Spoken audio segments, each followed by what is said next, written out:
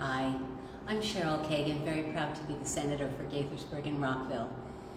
It's Black History Month, and we have a Black governor, a bunch of Black colleagues, and yet in Washington we are dealing with a return to racism and a denial of ongoing discrimination. The Trump-Musk administration's battle on diversity, equity, and inclusion is just outrageous, and I was really glad when my colleagues showed their pride and are going to be celebrating today and throughout the month. I've had 6 of my bills heard this week, 3 yesterday, 3 today. I have sponsored a right to repair legislation for powered wheelchairs. It can be 7 weeks or longer before someone with a wheelchair that they need in order to get to work, out to dinner, to a doctor's appointment, is able to get it repaired and returned.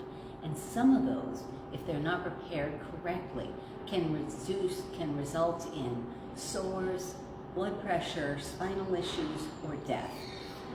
Other states have passed it. It's time for Maryland to enact this consumer protection legislation. I've been working with my colleague, Delegate Aaron Kaufman, who uses a wheelchair, as did his brother, and I'm delighted to have consumer advocates, including Attorney General Anthony Brown, among my advocates and supporters. The other bill that we heard today was about special elections, and there is such grassroots support for legislators to be elected rather than selected, and yet we haven't been able to pass this yet. We did pass it in the Senate last year. I'm hoping that there is some traction and we'll move forward this year in the House. Other bills change the word church, which is in our law books 142 times, to faith institutions to be more inclusive. And finally, update the Maryland State Firemen's Association and rename them, along with 45 other states, which have already done this, to the Maryland State Firefighters Association, to be, again, more inclusive and acknowledging the inaccuracy of that, because we do have so many women who are willing to be firefighters and put their lives on the line. The governor gave the State of the State address yesterday, and it's just so inspiring to hear him talk about his vision for the future.